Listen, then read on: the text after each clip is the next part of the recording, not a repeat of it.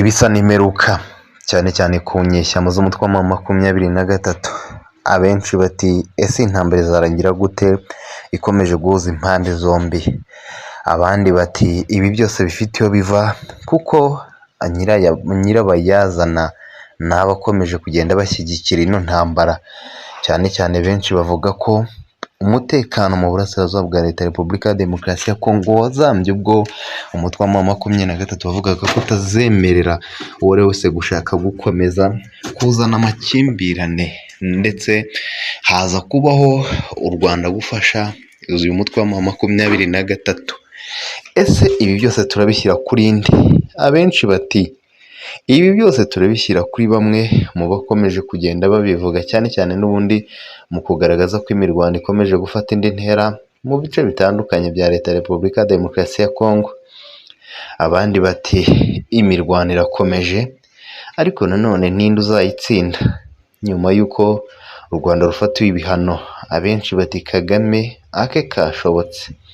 Amerika abasirikare babo bakomeje kugaragaza ko bacakiwe ndetse n'ubwoba bukomeye mu bitero bikomeye, byose turagenda tubigarukaho. Ubwo turavuga ku bitero bya Irani ndetse na Israel bikomeje kugaragara kuri Leta Zunze Ubumwe za Amerika, n'intambara zikomeje kugenda zicicikana mu bihugu bitandukanye. Icyo ngusaba ni ugukomeza kubana natwe, ugendana natwe akantu ku kandi, ni byinshi turi bugarukeho, ndetse ngusaba by'umwihariko gukanda sabone, wibuke n'akazogera ka mbere kugira ngo ukurikiranire update akantu ku kandi, ubu wa mbere ku makuru tugenda tukugezaho. Byinshi byo bikomeje gutangazwa, abenshi bakomeje gutakara, cyane cyane turavuga muri ino ntambara n'ubundi ikomeje kugaragara. Goma kandi naho hari ibitero bikomeye, Sake naho byakomeye, mu bice bitandukanye harumvikana imirwano karabutaka. Muri aka kanya hari izindi mbohe zafashwe ku ruhande rw'umutwe wa M23. Patrick Muyaya amaze gusohora urupapuro rugaragaza uburyo abasirikare bakomeye cyane ku ruhande rwa M23 bagiye bicwa. Ese ibi byo biraza gutanga iki cyangwa se umusaruro uri buze kuva muri ibi ni uwuhe?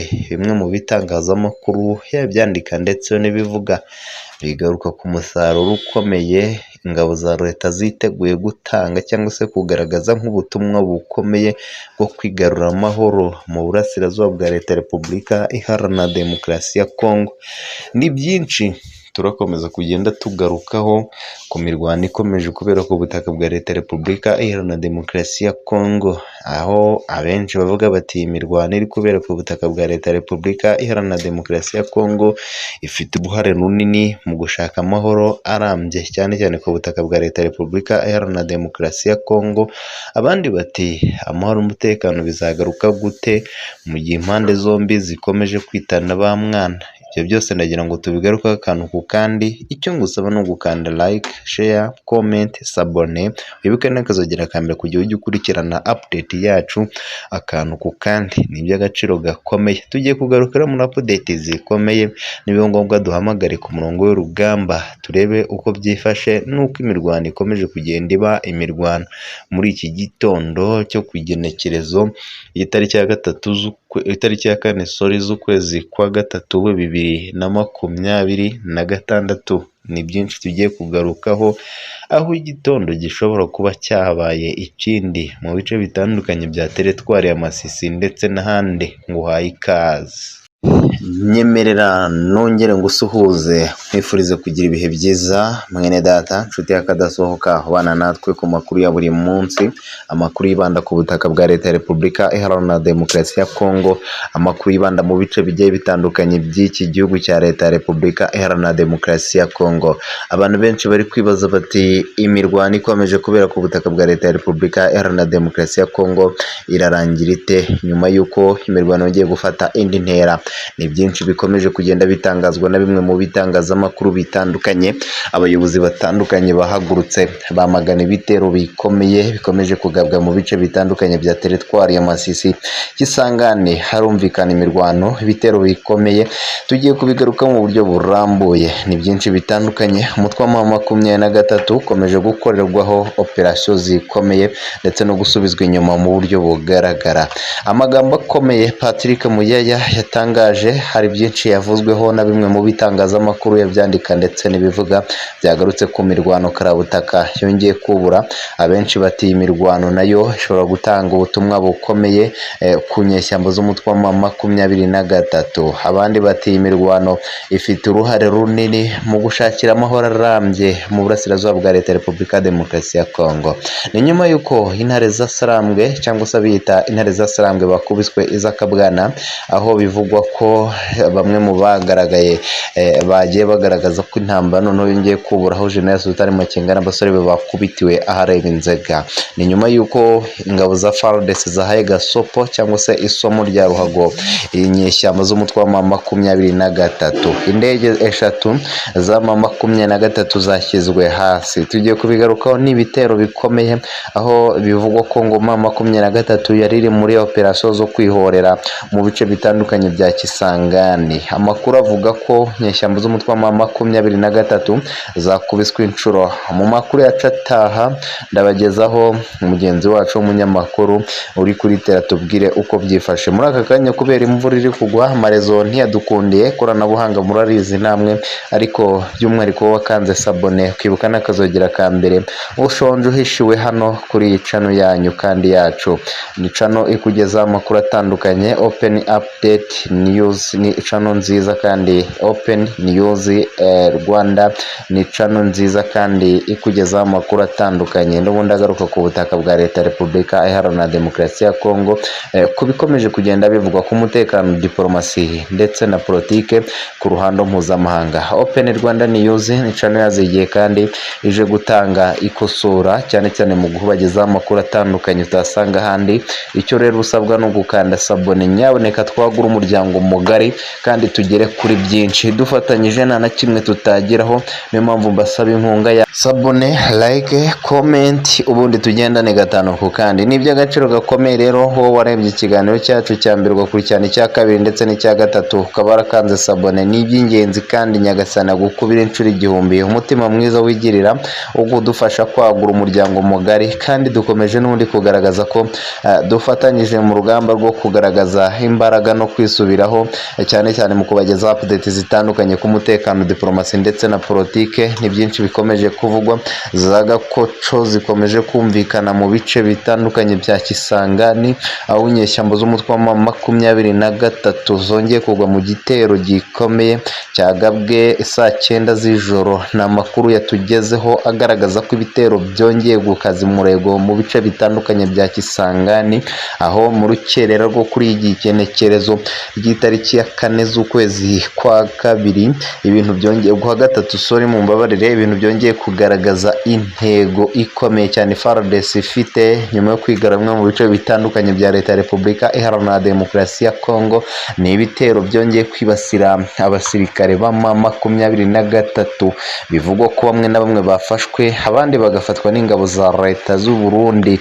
Ni amakuru yanyomoje ingabo za Leta zivuga ko M23 yakubiswe inshuro, ndetse zivuga ko nta kintu na kimwe M23 yigeze ifata nk'uko yo yabitangazaga binyuze muri Oscar Barinda. Muri aka kanya rero ibintu bikomeje kuba byinshi cyane mu mirwano ikomeje kubera ku butaka bwa Leta ya Repubulika ya Demokarasi ya Kongo. Ubuhamya Minembwe Capital News yahawe ku ngabo z'u Burundi zavugije umunigi zerekeza gutera abanyamurenge, ndetse ingabo z'u Burundi zahakanye icyo gitero bazishinza FCM 23, kandi yanyomoje iby'amasezerano Washington Loni ireba intambara mu burasirazuba bwa Repubulika ya Demokarasi ya Kongo ko ariyo igomba gushyira imbere. FCM23 yambariye urugamba nk'uko bivugwa rwo guhangana n'ihuriro ry'ingabo za RDC rishinjwa kugambirira kurimbura abanyamurenge muri Kivu y'Amajyepfo. U Rwanda rwasubije abayobozi ba RDC bishimiye ibihano byafatiwe bamwe mu basirikare barwo na Amerika. Ni byinshi bitandukanye. Urumva ko ibintu bitoroshye cyane ku butaka bwa Leta ya Repubulika Iharanira Demokarasi ya Kongo, ko bikomeje kugenda bivugwa ku butaka bwa Leta ya Repubulika Iharanira Demokarasi ya Kongo. Ni byinshi nk'uko abaturage bagenda babitangaza, baragenda bavuga ko imirwano ikomeje kubera ku butaka bwa Leta ya Repubulika Iharanira Demokarasi ya Kongo, nabo bagaruka kuri iyi mirwano ndetse n'umubano utifashe neza hagati y'impande zombi. Aha, munyemerere rero duhere kuri iyi nkuru igira iti imirwano muri santire ya Masisi, mu Rubaya ndetse n'ahandi ikomeje gufata intera. Ni nyuma y'uko FARDC yongeye kugaragaza imbaraga zidasanzwe zo kwigarurira ibice bitandukanye. Muri aka kanya ingabo za leta zagaragaje bamwe mu basirikare bakomeye bafatiwe ku rugamba ku ruhande rw'inyeshyamba z'umutwe wa M23. Bimwe mu bitangazamakuru yabibyandika ndetse n'ibivuga byemeza ko ingabo za M23 zahuye n'akava cyangwa se n'uruva gusenya nk'uko bivugwa mu nzira igana mu bice bitandukanye bya Kisangani. Muri aka kanya amakuru atugeraho yemeza ko Kisangani ingabo z'umutwe wa M23 zahakubitiwe kugeza ubwo bamwe mu basirikare babo baje kurasirwa mu ndege bari bahagurukije. Za ndege zari zarafatiwe mu mujyi wa Goma. Mu by'ukuri imirwano isa naho yongeye gufata indi ntera mu bice bitandukanye bya teritwari ya Masisi ndetse na Kisangani. Operasiyo ikomeye cyane yagiye tugeraho ndetse na mugenzi wacu ku murongo wa telefone, nibidukundira turaza kumugeraho ndetse tubwire uko byari byifashe. Gusa muri aka kanya muri Kisangani hongeye kumvikana ibitero bikomeye. Ni igitondo cy'imiborogo cyane cyane ku ruhande rw'inyeshyamba z'umutwe wa M23, kuko bivugwa ko intambara yongeye gufata indi ntera mu burasirazuba bwa Leta ya Repubulika Iharanira Demokarasi ya Kongo, aho muri Kisangani umutwe wa M23 ngo wari ugiye guhorera uwitwa Wiringoma, ariko waje kuhahura n'akaga gatoroshye. Ndetse aka kanya ingabo za leta zikaba zikomeje kugaragaza ko zikomeje kugandagura bikomeye inyeshyamba z'umutwe wa M23 ku bufasha bwa Leta Zunze Ubumwe za Amerika. Ndetse aka kanya hakaba ari itangazo ryasohotse ngira ngo mbanyuriremo gatanu ku kandi k'ibyakomeje kugenda bivugwa cyane cyane ku rugamba rukomeje kugenda rufata indi ntera.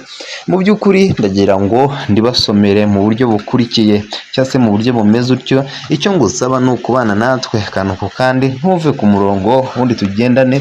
Nawe n'uwumva wishimye ukoresha ya mu nshuti zawe kandi ukomeze ubane natwe.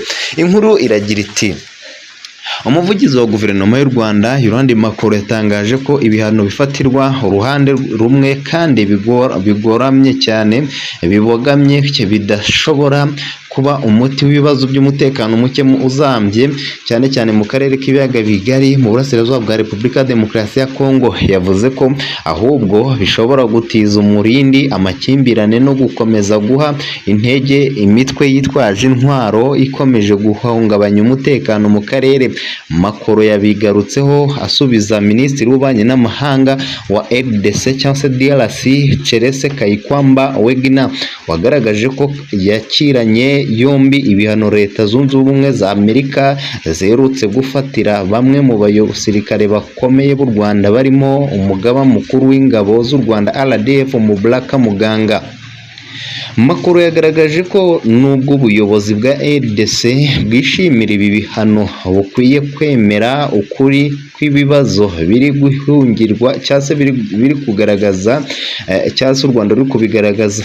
Avuga ko u Rwanda rurengana ngo ndetse nta n'abasirikare rufiteyo. Aravuga ati niba hari uwemeza ko dufite abasirikare abyandike muri comment. Makuru yagaragaje ko nubwo ubuyobozi bwa RDC bwishimira ibi bihano, bukwiye kwemera kwemera ukuri kw'ibibazo biri mu gihugu cyabwo, by'umwihariko imikorere y'inzego zabwo n'imikoranire zivugwa ko n'imitwe yitwaje intwaro irimo FDLR.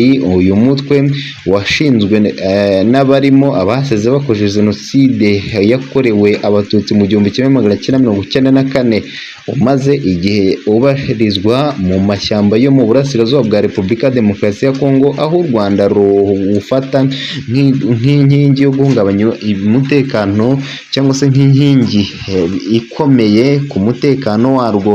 Makuru yagize ati hatahiwe kuba bafatira ibihano FDLR. Arongera ati Makuru yongera agira ati hatitawe ku ngano y'ibinyoma n'akayabo k'ubushobozi bushorwa muri propaganda yo kuyobya uburari ku bufasha DRC iha FDLR, iki kibazo ntikizakemurwa n'ibihano bigoramye. Yavuze ko ikikenewe ari ubushake bwa politike n'ubufatanye bushingiye ku kuri n'ubutabera, aho gukomeza gushyigikira inzira z'intambara. Ibibazo by'umutekano muke mu burasirazuba bwa DRC byatangiye gufata indi ntera nyuma ya jenoside yakorewe abatutsi mu 1994 mu Rwanda, ubwo abashize bayigizemo uruhare cyangwa se abavuye mu Rwanda bayigizemo uruhare mu mvugo yumvikana bahungiye muri Kongo, bakihutira kwiyubaka no gutegura ibitero simusiga byambukiranya imipaka. Ibi byakurikiwe n'intambara ebyiri zikomeza Kongo mu 1996, 1997 n'1998 n'2003 zasize igihugu mu bibazo bikomeye by'ubukungu, politike n'umutekano. Mu myaka yakurikiyeho havutse indi mitwe itandukanye yitwaje intwaro, harimo ihuriro rya Alliance Fleuve du Congo FCM23 rikomeje guhangana n'ubutegetsi bwa Kinshasa, rishinja kunanirwa kurinda abaturage no guha uburenganzira amoko yose agize igihugu. Ubwo ni Yolande Makuru akomeza kubivuga. Makuru kandi yagaragaje ko gukomeza gufata ibihano ku ruhande rumwe bidakemura umuzi w'ikibazo, ahubwo bishobora kongera amakimbirane, gukomeza inzira y'intambara no kurushaho guteza ibibazo by'uburenganzira bwa muntu. Ati umusaruro w'iyo migirire ni amakimbirane yabaye karande, kwiyongera ku rugomo, kubura amahirwe n'ibigize icyatumye amahoro n'umutekano bigaruka.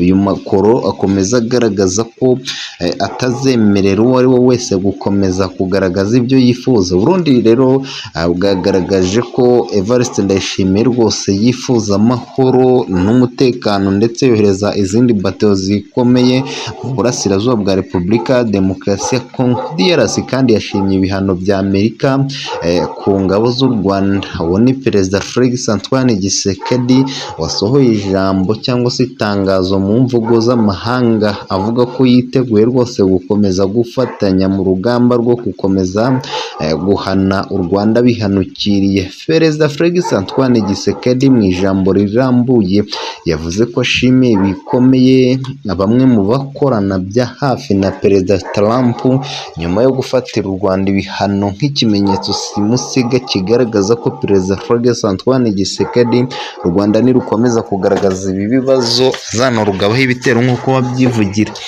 Guverinoma ya Repubulika ya Demokarasi ya Kongo RDC yatangaje ko yakiriye neza icyemezo cya Leta Zunze Ubumwe za Amerika cyo gufatira ibihano abasirikare bakuru bo mu Rwanda Defense Force RDF, ibinyujije ku rwego rushinzwe kugenzura imitungo n'ibihano mpuzamahanga Rwanda Military Police, ndetse Leta Zunze Ubumwe za Amerika zagaragaje ko ziteguye gukora operasiyo zikomeye n'undi kwigarura ibi bice. Mu itangazo ryashyizwe ahagaragara na Minisitiri y'Ububanyi n'Amahanga ndetse n'Umutekano n'Itumanaho n'Itangazamakuru wa RDC wa mbere, Guverineri ya Kinshasa yagaragaje ko ibi bihano ari ikimenyetso gikomeye cyo kubahiriza ubusugi ubusugire n'ubwigenge bw'igihugu, anashimangira ko bigomba kujyana n'ishyirwa mu bikorwa ry'imyanzuro yafatiwe mu masezerano azwi nka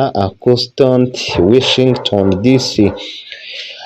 RDC kandi yagaragaje ko ituze rirambye mu burasirazuba bw'iki gihugu no mu karere k'ibiyaga bigari rizagerwaho binyuze mu guhagarika inkunga iyo ari yo yose ihabwa imitwe yitwaje intwaro, kubahiriza ubusugire n'ubwigenge bw'igihugu. Anavuga ko rwose ibingibi u Rwanda rwari rubikwiye. Ni nyuma y'uko u Rwanda narwo rutatinze rukabasubiza ati ibyo ni ibyo kubeshya. Ndagira ngo rero ngarukira aha, tuze kongera gusubira mu zindi update n'undi tugaruke ku bikomeje kugenda bivugwa mu burasirazuba bwa leta ya Repubulika Iharanira Demokarasi ya Kongo. Murakoze cyane.